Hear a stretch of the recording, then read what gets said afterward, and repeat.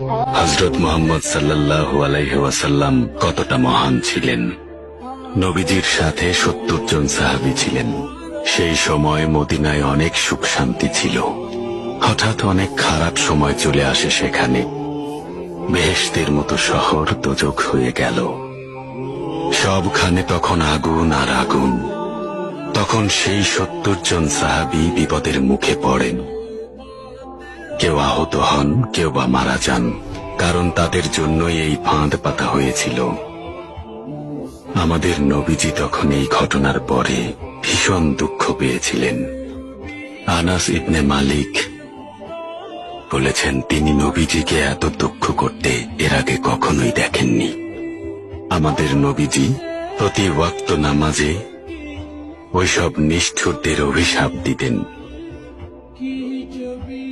এরপর কি হলো এফেন্দি?